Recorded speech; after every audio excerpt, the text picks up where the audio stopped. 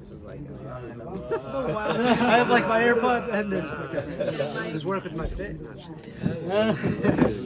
Okay. All right, so welcome everybody. This is amazing. Just to be in Tzfat, it's been a long time. I don't think, last time I was in Israel, I don't think I was in Tzfat. I think I visited a bunch of different places, but I hadn't been here. So it might have been like over a decade for sure.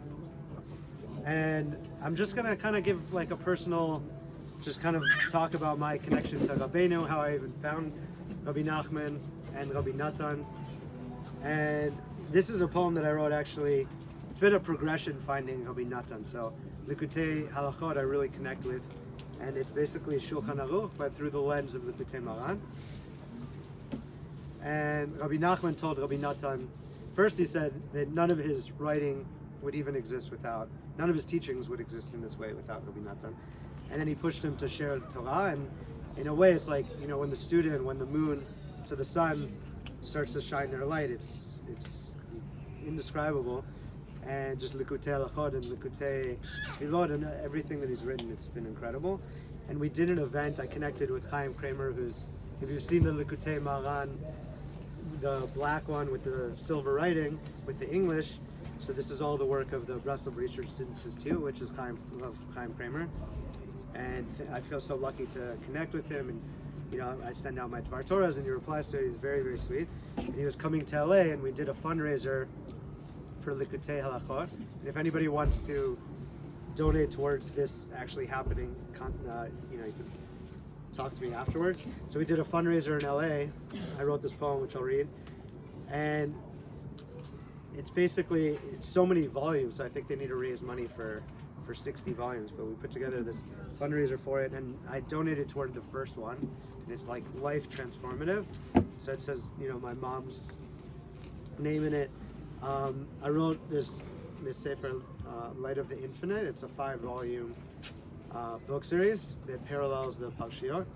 So the first one's called The Genesis of Light, the second one's called The Exodus of Darkness, and it keeps going on.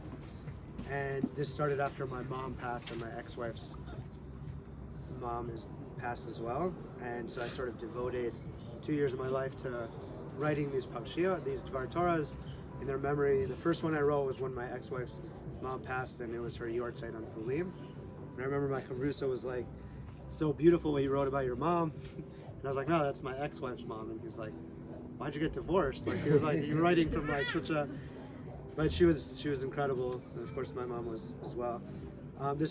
So I wrote 2 poems, one for Rebbe Nachman right before I came here, and one for Reb Natan when we did this fundraiser. So I'll start with that. So this is about Rebbe Natan. A moon to the sun that brought light in time of its absence. A zamra, the melody of alchemy. The good point in all of we. Divinity in every being. It was me that I was singing. A part of me is a part of God. A spark of light in the seeming dark. Halacha, halacha, the way that I talk. The grace in this walk. Rab Natan, fueled by faith. Shown by bitachon. It's the elevation that we're on, emanations of light in Likutei Halachot. So this to me sort of captures the connection that I have when I'm reading Likutei Halachot. Like to find something, you know, when we feel anxiety and depression, when we wake up beyush, one of the strongest, the way that Likutei Halachot starts, it parallels Shulchan Aruch. So the first one is the first halakha, and it's Yitgaber Kari, בבוקר לעבודת פרעה, שיהיה הוא שמעורר השחר. So it's this concept nowadays, you know, when people are feeling, I guess it's more prevalent than ever, feeling depressed and anxiety and all these like feelings of isolation and not feeling a purpose. And a lot of times when we wake up, we're just at the mercy of what vibe we're feeling, or it's like, what kind of day am I going to have? And we're just at the mercy of whatever feeling that is. And this is Shulchan Aruch, and through the lens of Rabbi Nachman, he's saying, no, we have to wake up like a lion to the service of the Creator. So it's waking up like a lion in this proactive way, in this positive way, to try to align ourselves with our source, with our purpose. And Shiyehu Me'orer HaShachar, Shachar is also the darkness. It's basically we should awaken the dawn, but the shachar is the darkness. So we're thinking of it, if we wake up with this darkness or we wake up with this negativity, it's like, no, let's proactively wake up, and you wake up the dawn. You bring the light. You bring the positivity into this darkness. And it continues in Likutei Halachot. Rabbi Natan's cluing us into that in Likutei Maran, Reish Pei Bet, the core of Breslov teaching is this azamra, the singing, and it's basically bringing in the komot, the esel sfirot, so bringing alignment within our being, the 7 emotional attributes, Chokhmah Bina Dat, going down to Chesed, Gvura, and this azamra, it's not only singing the alignment within ourselves, it's also finding the good point, and Rabbeinu starts it in Likutei Maran. He's basically saying to find the good point in the other person. So if you imagine somebody, and there's so much power, I mean, you see it in Lashon Hara. Somebody says something bad about somebody and it colors the way you view them. All of a sudden you're like starting to see this darkness around this person or this negativity, and we're so influenced by words. We're like the midaber, like we're speaking creation, so we're speaking reality, we're speaking perception. And when we see something, maybe somebody rubbed us the wrong way, or they're doing something, or we're viewing them in this ayin hara and judging unfavorably, and it could be one little thing, one little point that we see, and all of a sudden we start to see them maybe 99% bad, right? So the zamra and seeing this nikudat tova, it's basically doing this hitapcha. It's like, how do we flip this 1% that turned into almost the entirety of this person's being into darkness or into bad, and doing the sitapa, finding the 1%, the nikudat tova, the elokut within this person. This person is here for a reason. Hashem brought this person into the world. So let's try to find that nikudat tova. This azamra is singing the good point, and when we're able to find that one good point, what did you do? If we can't focus on two things, positive and negative at the same time. So Rabbeinu is saying, don't look at the one bad point that maybe you're seeing and then having that manifest into just darkness or negativity toward this person. Shift, see the goodness within this person, even if it's one minuscule thing, and compares it to the blemish of the moon, like the little point of the moon when we're saying, when it's Rosh Chodesh and we're blessing, we're doing the sanctification on the moon. It's not when it's at its most grand and most illuminated, and it's this beautiful thing that's just that you're in awe of. It's actually when it's at its most smallest infinitesimal little dot. And with that, it's this waxing and waning, and we're seeing the potential, and we're blessing that potential. We're seeing that nikudat tova, and we're blessing that because we know that it's going to grow into this beautiful illuminated thing. And that's what the zamra is. If we could shift from seeing the one point of bad that turns into this all bad, and we could shift to finding the one point of good, and we're shifting our mindset into this positive space, and then that colors how we're viewing both ourselves and the other person. And then we could start, all of a sudden, we're doing this as zamra, we're singing the good notes from the bad notes, and the melodies are created, and we're bringing this goodness into our own perspective and to the other. And Rabbeinu is bringing this verse from Tehillim where he's saying that basically when you see this person and you're seeing it as all bad, like a rasha, like almost a fully evil person, it gets to that point. When you're doing this, and it's seen when you're reading Shmuel Aleph and Shmuel Bet, it's almost like it's a mashal, like you're seeing King David. Any other king, when somebody's doing something against the king, he's not going to take a chance. He says, off with his head. He just kills the person because he thinks this person's going to, okay, he's showing his character and this is going to become worse and worse and worse. Let me kill this person. And any other king, they wouldn't even give it a second thought. But with Melech David, you see it, and he always does the zamra. He always judges favorably, and he brings this person in. And in this verse, he's saying in this rasha, and the power of seeing the bad and judging unfavorably, you're putting this person in a bad space. So when you're looking at somebody negatively, then they're taking a defensive position. They're feeling that. So you're both in this bad space in a sense, but they're being placed into that space. And And Melech David, he uses the word enena. He's saying if you do that hitapcha and you do the zamra and you judge favorably, when you look back at that space that you've put that person, enena, that person's no longer in that space. That's the power of how you're viewing somebody and how they feel that, and what is created through that. So with Rabbi Nachman, he's starting Likutei Halachot, the first halacha and the first Torah in Likutei Halachot is bringing in Reish Pebeh, which is lesson 282 from Likutei Maran, and he also starts, instead of saying judging the other person, and then after a couple paragraphs he's like, also yourself, you should judge yourself favorably. So Rabbi Nachman saying, in case you didn't get it, he's like really making it clear, we're all the same, we're all affected by the same thing. If you're judging somebody, looking at somebody else badly, then you're looking at yourself badly. If you're looking at yourself, then you're looking at the other person badly. So he's cluing you in, and it's also with I think this is Lamed Gimel, Torah Lamed Gimel. I love there's this verse that Rabbeinu actually flips. I realized he brings Tehillim, Be'elokim al davar, B'Hashem al davar, and then he brings it B'Hashem al davar, Be'elokim al davar. So we think about, when we're thinking about the Yud K Vav K, the Havaya, the Shem Havaya, the Tetragrammaton. So this is the space, this is how we understand Hashem, and all merciful, Kula Tov, the redemptive consciousness, the redemptive space, when we're being dealt with above Hateva, above the space of nature, which is Gematria Elokim, which is the space where we're viewing, we're being dealt with in this certain way, like woe is me, but these divine decrees, it brings us to a freer me, a freer you. But we're viewing it in this way that it's like, oh, this is the worst, So that's like how we view when we're being dealt with as Elokim, right? So the Havaya, the Shem Havaya, Yud Ke Vav Ke, that's the space of Kulo Tov, Rachamim. That's like full mercy. That's where it doesn't matter what we do, it's all good, and Hashem's always bringing us back, and Hashem's always forgiving us. So this verse is saying, when I'm dealt with, and when I view things as the Shem Havaya, like, I will praise His name. So that's like, of course, when everything is good, of course I'm going to praise His name.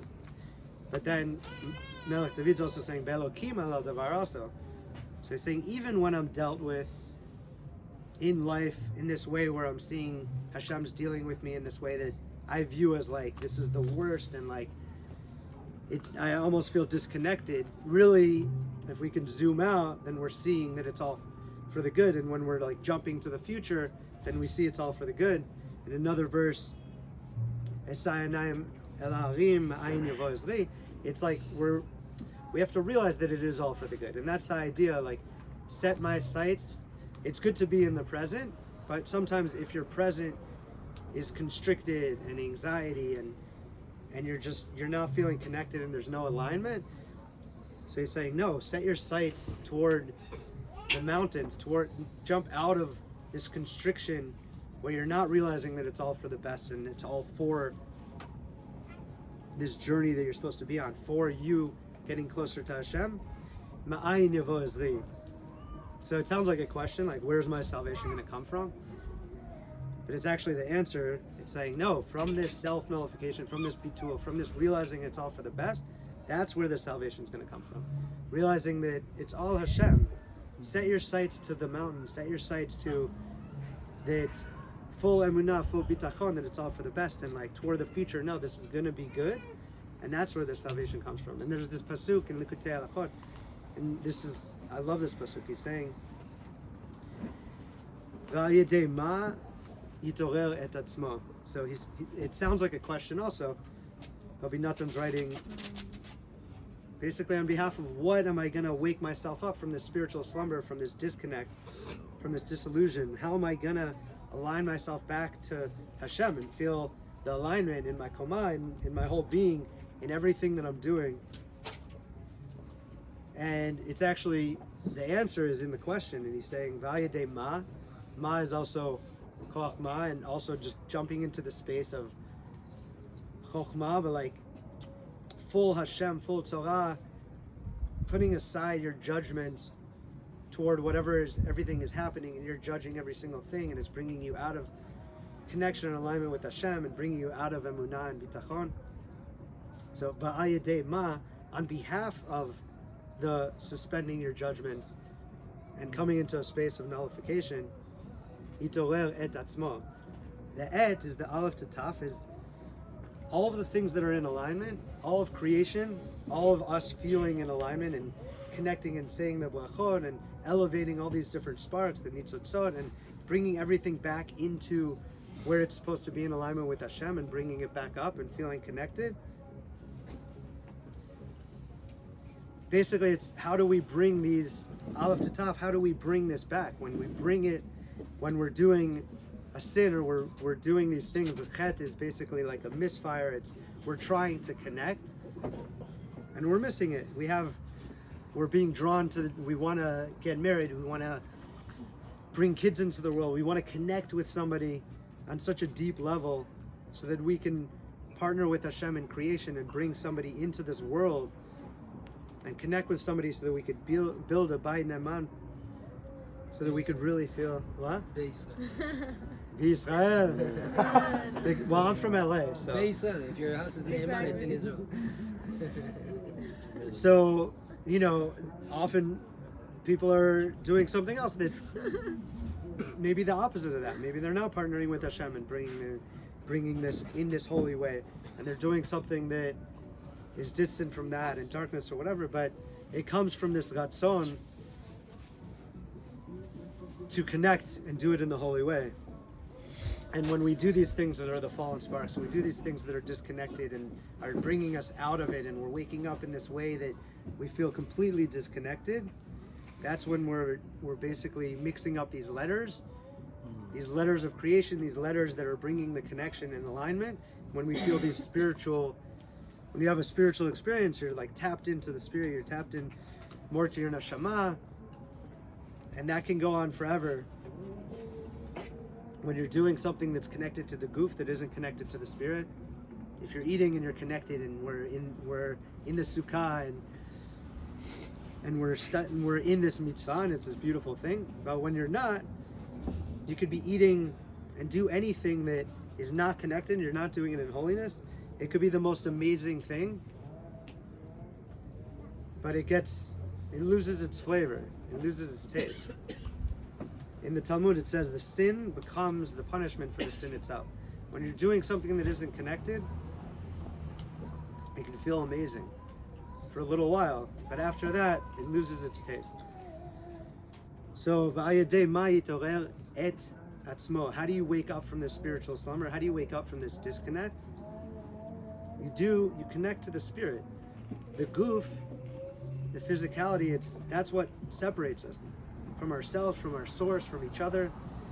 But if you use the goof and you use the neshama and you use it to almost like to assist the neshama, and you're using it as this has koach, the goof has koach, but you're aligned with your soul, then you could bring back these letters, the aleph to taf, et atzmo. You're bringing back this connection.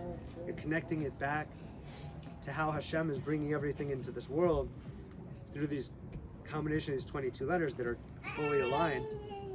And that's how you wake up from this spiritual slumber. And the Torah of Rabbeinu, it connects, like also Torah Lamed Gimel, Rabbeinu is quoting, he's bringing in Tehillim, Mi ha'ish hachafetz chaim, ohev yamim lirot tov. So, who is the person who desires life? And this is what we're talking about. We're talking about alignment. How do we feel? I've gone through periods of my life where there was a period where I prayed that I wouldn't wake up in the morning. So yeah, I'm in life, but I'm not connected to life. I don't desire life. I'm connected to death in that time. So you're existing, but you're not. There's no ohev yamim lirot tov. There's no chafetz chaim. You're not desiring life at that point. So he's saying the person who desires life, it's the person who can see good. And Rabbeinu, when he's saying yamim, he's paralleling it to the emotional attributes. So he's saying the day is connected to the 7 emotional attributes of the sefirot. When you're completely disconnected emotionally, and you're acting through a distortion of one of the emotions, then you're bringing something bad into your own life and other people's life. But when you can try to align that, and when you can start approaching things from the zamra and from seeing the good, ayin tov and nekudat tova. So this is the person that is existing and shifting from a space of the shachar, the darkness, and they're switching into the light. And ol with the ayin, that's when you're connected, that's skin, the levushim, that's spelled with the ayin. And nega also, it's switching from the left, the ayin, you're in this space where you're seeing the bad, and that's disconnect. And if you switch it, the ayin, to seeing the good, and you flip it, that's oneg. And that's when you could bring in the goodness into this world. And when you do that, you flip from a place of seeing the bad and where you're, like I said, existing in life, but you're not really like connected to it and you're not feeling it. That you're here and enjoying it. Your emotions are off, and you just feel completely disconnected. When you could flip it and connect to the aleph, then that's or with the aleph, and that's the light. Then you're connected to Hashem. So I bless us all in this time. That we fully connect to ayin tov, the nekudat tova, and we can see the goodness in each other and in ourselves, and we switch from any point feeling disconnected and feeling disillusioned and seeing the bad to only seeing the good over and over and over. And then that one point of goodness becomes 99 and eventually 100, and then we're in the space of kula tov, and that's the redemptive consciousness. I was lighting candles and I wasn't sure what I'm lighting for. I like always a candle, and then I realized, I knew 24 hours already that it's rebbenachman. So this is yotzeka. Please do not light a cigarette or anything from it. It's a candle that is not shouldn't be touched till it goes out. Oh. Hi.